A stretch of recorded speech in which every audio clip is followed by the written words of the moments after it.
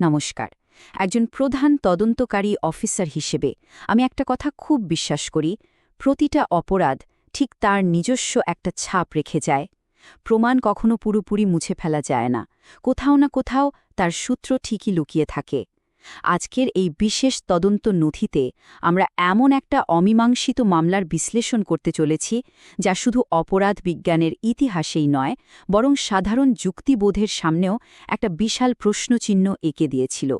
আজ আমরা এমন এক গোপন নথি খুলতে চলেছি, যা শুনলে যে কোনো পেশাদার গোয়েন্দার মেরুদণ্ড দিয়েও ঠান্ডা স্রোত বয়ে যাবে।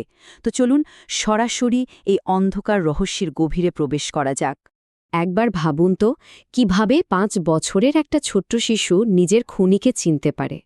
না, এটা কোনো কাল্পনিক থ্রিলার গল্পের প্লট নয়, এটা খোদ আমাদের ভারতবর্ষের বুকেই ঘটে যাওয়া একদম বাস্তব একটা ঘটনার নিখুঁত রূপরেখা। একজন তদন্তকারী হিসেবে প্রথমবার শুনলে এটা একেবারেই অসম্ভব মনে হয়, তাই না? একটা শিশু যে সবেমাত্র পৃথিবীর আলো দেখতে শুরু করেছে, সে কিভাবে একটা নিখুঁত খুনের ছক আর অপরাধীদের নাম গড়গড় করে বলে দিতে পারে? আজকের এই সম্পূর্ণ বিশ্লেষণটা আবর্তিত হয়েছে এই অসম্ভবকে ঘিরেই। ১ নম্বর, অমীমাংসিত খুন এবং পুনর্জন্মের এক অদ্ভুত রহস্য।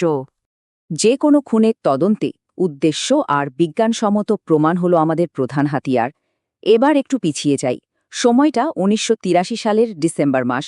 আগ্রাতে সুরেশ বর্মা নামের এক অত্যন্ত প্রতিষ্ঠিত ব্যবসায়ীকে তার নিজের গাড়ির ভেতরেই পয়েন্ট ব্ল্যাঙ্ক রেঞ্জ থেকে মাথায় গুলি করে হত্যা করা হল।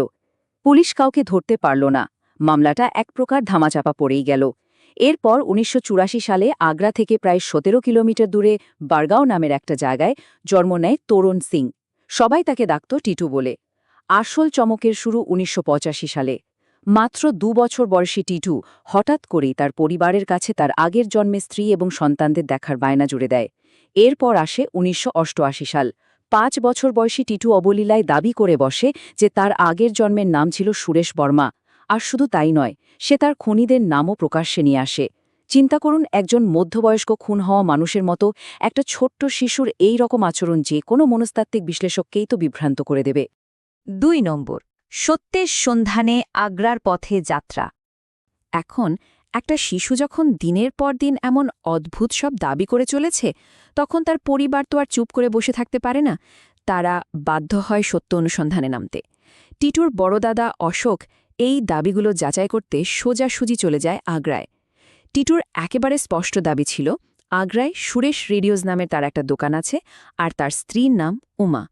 অশোক যখন আগ্রার সদরবাজার এলাকায় পৌঁছায়, বিশ্বাস করুন, তার যেন নিজের চোখের উপরই ভরসা হচ্ছিল না। সে নিজের চোখে দেখে একটা দোকানের মাথায় লাল অক্ষরে জলজল করছে সুরেশ রেডিওস সাইনবোর্ডটা। আর শুধু তাই নয়, দোকানের ভেতরে থাকা মহিলার পরিচয় যাচাই করে সে জানতে পারে তার নাম সত্যি উমা বর্মা। একজন তদন্তকারী দৃষ্টিকোণ থেকে যদি দেখি, এতগুলো নিখুঁত মিল কোনোভাবেই নিছক কাকতালীয় হতে পারে না। এই মামলার প্রথম যুগান্তকারী সূত্র ছিল এটাই। তুমি কি বাচ্চাদের ঢোলপুরে মেলায় নিয়ে যাও? এই একটা প্রশ্ন পুরো ঘটনার মোড় ঘুরিয়ে দিয়েছিল। অশোকের অনুরোধে মৃত সুরেশের পরিবার যখন বারগাঁওতে টিটুকে দেখতে আসে, তখন টিটু শুধু যে তাদের এক দেখায় চিনতে পেরেছিল তা নয়, বরং উমাকে একটা চরম ব্যক্তিগত প্রশ্ন করে বসেছিল। সে জিজ্ঞেস করে, উমা এখনও বাচ্চাদের ঢোলপুরে মেলায় নিয়ে যায় কিনা। এই তথ্যটা কিন্তু কোনো সংবাদপত্রে ছাপা হয়নি, এমনকি পুলিশের খাতাতেও এর কোনো উল্লেখ ছিল না। এটা ছিল সুরেশ আর উমার একদম একান্ত ব্যক্তিগত একটা স্মৃতি। এই একটা কথাই উমাকে বিশ্বাস করতে বাধ্য করেছিল যে তার মৃত স্বামী সত্যিই ফিরে এসেছে। ৩ নম্বর, স্মৃতির যাচাই পর্ব। ৩টি অত্যন্ত কঠিন পরীক্ষা। কিন্তু দেখুন, একজন পেশাদার তদন্তকারী হিসাবে আমরা আবেগ বা কাকতালীয় ঘটনার উপর ভিত্তি করে কোনো উপসংহারে পৌঁছাতে পারি না। আমাদের দরকার অকাট্য প্রমাণ। এই স্মৃতিগুলো যে টিটুকে কেউ শিখিয়ে দেয়নি, সেটা নিশ্চিত করার জন্য তাকে আগ্রায় নিয়ে আসা হয় ৩টে কঠিন পরীক্ষার মুখোমুখি দাঁড় করাতে। প্রথমত, টিটুকে একটা দ্রুতগামী গাড়িতে করে আগ্রায় ঢুকানো হয়, যাতে সে রাস্তার দিক বুঝতে না পারে। কিন্তু সবাইকে চমকে দিয়ে ঠিক নিজের দোকানের গলিটা পেরোনোর সময় সে চিৎকার করে গাড়ি থামাতে বলে। দ্বিতীয়ত, এই ৫ বছরের দোকানের ভেতরে তো অনেক কিছুই বদলে গিয়েছিল। টিটু দোকানে পা রেখেই সেই পরিবর্তনগুলো, যেমন ক্যাশ কাউন্টার বা শোকেস আগের জায়গা থেকে সরানো হয়েছে, সেটা নিখুঁতভাবে ধরে ফেলে। আর তৃতীয় এবং সবচেয়ে কঠিন পরীক্ষাটা ছিল রাস্তার প্রচুর বাচ্চার ভিড় থেকে নিজের দুই ছেলে সোমু আর রমুকে সঠিকভাবে চিনে নেওয়া। টিটু বিনা দ্বিধায় গিয়ে তাদের জড়িয়ে ধরে। একবার ভাবুন, এই মাত্রার বুদ্ধিমত্তা আর স্মৃতিশক্তি কোনো সাধারণ 5 বছরের শিশুর পক্ষে দেখানো আক্ষরিক অর্থেই অসম্ভব। 4 নম্বর, মনস্তাত্ত্বিক তদন্ত এবং আসল খুনি শনাক্তকরণ। ঠিক এই জায়গাটায় এসে সাধারণ যুক্তির সীমানা শেষ হয়ে যায় আর বিজ্ঞানকে আসরে নামতে হয়। আন্তর্জাতিক স্তরের গবেষক ড. ইয়ান স্টিভেনসন এবং তার দলের সদস্য ড. অ্যান্টোনিয়া মিলস এই পুরো ঘটনার মনস্তাত্ত্বিক ও বৈজ্ঞানিক তদন্ত শুরু করেন। তারা সশরীরে দিল্লিতে এসে টিটুর মনস্তাত্ত্বিক বিশ্লেষণ করেন। তাদের প্রধান লক্ষ্য শুধু পুনর্জন্ম প্রমাণ করা ছিল না, বরং আসল অপরাধীদের খুঁজে বের করাটাও ছিল সমান জরুরি। ঠিক সেই টানটান মুহূর্তেই ড. মিলস সেই অমোঘ প্রশ্নটা করে বসেন, যার উপরে এই পুরো খুনের মামলার ভবিষ্যৎ নির্ভর করছিল। তোমাকে গত জন্মে কারা মেরেছিল? তুমি কি তাদের চেনো? আর এই একটা প্রশ্নই বন্ধ হয়ে যাওয়া একটা পুরনো খুনের মামলাকে আবার জীবন্ত করে তোলে। ঠিক এখানেই পুরো মামলার মোড় একদম ঘুরে যায়। টিটু অত্যন্ত নির্ভুলভাবে তার খুনিদের পরিচয় ফাঁস করে দেয়। আর সেই খুনি বাইরের কেউ ছিল না, সেই ছিল সুরেশ বর্মারই অত্যন্ত কাছের এবং চরম বিশ্বস্ত একজন ব্যবসায়িক অংশীদার। মৃত্যুর ঠিক আগের মুহূর্তে সুরেশ তার এই সঙ্গীর মুখটা পরিষ্কার দেখে ফেলেছিল। আগ্রা পুলিশ যখন এই সুনির্দিষ্ট গোয়েন্দা তথ্যটা পায়, তারা আর দেরি করেনি, সোজা সেই ব্যবসায়িক সঙ্গীকে নিজেদের হেফাজতে তুলে নেয়। একটানা পুলিশে জেরার মুখে সেই ব্যক্তি শেষ পর্যন্ত ভেঙে পড়ে এবং স্বীকার করে নেয় যে হ্যাঁ, সে আর তার এক সঙ্গী মিলেই সুরেশকে খুন করেছিল।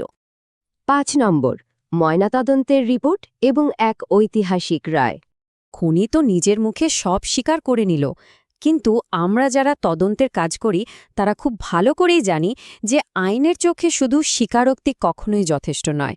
সেটাকে টিকিয়ে রাখতে গেলে একদম অকাট্য প্রমাণের প্রয়োজন হয়। এই তদন্তের সবচেয়ে হাড়হিম করা ক্লাইম্যাক্সটা কিন্তু লুকিয়েছিল শারীরিক প্রমাণের মধ্যে। মৃত সুরেশ বর্মার ময়নাতদন্তের রিপোর্টে খুব স্পষ্টভাবে বলা ছিল যে তার মাথায় 2টো বুলেটের আঘাত রয়েছে। অন্যদিকে আদালতে দাঁড়িয়ে যখন টিটুর মাথার চুল একটু সরিয়ে দেখানো হলো, বিচারকের চোখও আটকে গেল। পরিষ্কার দেখা যাচ্ছিল যে টিটুর মাথার ঠিক যে 2টো জায়গায় সুরেশের গুলি লেগেছিল, অবিকল সেই 2টো জায়গাতেই একজোড়া জন্মদাগ রয়েছে। টিটুর মাও হলফ করে জানান যে এই দাগগুলো নিয়ে টিটুর জন্ম হয়েছে। এই নিখুঁত শারীরিক মিল পুরো বিচারালয়ের ভেতরে রীতিমতো পিনপতন নীরবতা তৈরি করে দিয়েছিল। এই রকম অকাট্য প্রমাণের সামনে দাঁড়িয়ে আগ্রা আদালতের খণ্ডপীঠ একটা ঐতিহাসিক রায় প্রদান করে। আদালত মেনে নিতে বাধ্য হয় যে তরুণ সিং অর্থাৎ টিটুই হল মৃত সুরেশ বর্মার পুনর্জন্ম। আমাদের বিচার ব্যবস্থা আর আইনের ইতিহাসে এমন নজিরবিহীন ঘটনা সত্যিই খুব বিরল, যেখানে আদালত একটা ছোট্ট শিশুর পূর্বজন্মের স্মৃতি আর তার জন্মদাগকে একেবারে বিজ্ঞানসম্মত প্রমাণ হিসেবে গ্রহণ করে খুনিদের সাজা শুনিয়েছিল। অবশেষে একজন মৃত মানুষ তার নিজের হত্যার ন্যায় বিচার পেয়েছিল। 6 নম্বর, বর্তমান পরিস্থিতি এবং আমাদের আজকের বার্তা। একটা অন্ধকার অতীতের রক্তক্ষয়ী অধ্যায় পেরিয়ে আমরা যদি আজকের দিনের দিকে তাকাই, তবে দেখব সেই ছোট্ট টিটু যে নিজের খুনের বিচার চেয়েছিল, সে আজ অত্যন্ত সাধারণ কিন্তু সফল একটা জীবন কাটাচ্ছেন। বর্তমানে তিনি স্বনামধন্য বেনারস হিন্দু ইউনিভার্সিটির একজন সহকারী অধ্যাপক। নিজের পূর্বজন্মের খুনিদের ধরিয়ে দেওয়ার পর তিনি তার বর্তমান পরিচয়টাকেই সম্পূর্ণভাবে আপন করে নিয়েছেন। তবে হ্যাঁ, সুরেশের পরিবারের সঙ্গে আজও তার একটা সুন্দর যোগাযোগ রয়ে গেছে। একটা সমাধান হয়ে যাওয়া হত্যা মামলার জলজন্ত প্রমাণ হিসেবে তিনি যেন 2টো সত্তাকে একসঙ্গে ধারণ করে নীরবে নিজের কাজ করে যাচ্ছেন। সবশেষে একটা অমোঘ প্রশ্ন কিন্তু সমগ্র মানবজাতিকেই গভীরভাবে ভাবিয়ে তোলে। যদি আমাদের এই মহাবিশ্বের পড়তে পড়তে এমন অন্ধকার আর অজানা রহস্য লুকিয়ে থাকে, তবে কি কোনো অপরাধী সত্যিই কোনোদিন তার পাপ পুরোপুরি লুকিয়ে রাখতে পারে? এই চাঞ্চল্যকর তদন্ত আমাদের এটাই শেখায় যে অপরাধ যতই নিখুঁত হোক না কেন, সত্য ঠিক কোনো না কোনোভাবে কখনো কখনো খোদ প্রকৃতির নিজস্ব নিয়মে নিজের পথ খুঁজে বের করেই নেয়। আজকের এই বিশ্লেষণ থেকে এটাই পরিষ্কার যে মানুষের তৈরি আইনের চোখ হয়তো সাময়িকভাবে ফাঁকি দেওয়া যায়, কিন্তু মহাজাগতিক বিচারের হাত থেকে পালানো একেবারেই অসম্ভব। আজকের মতো এই গোপন তদন্ত নথির পাতা এখানেই বন্ধ হল। সত্যের সন্ধান এভাবেই জারি থাকুক।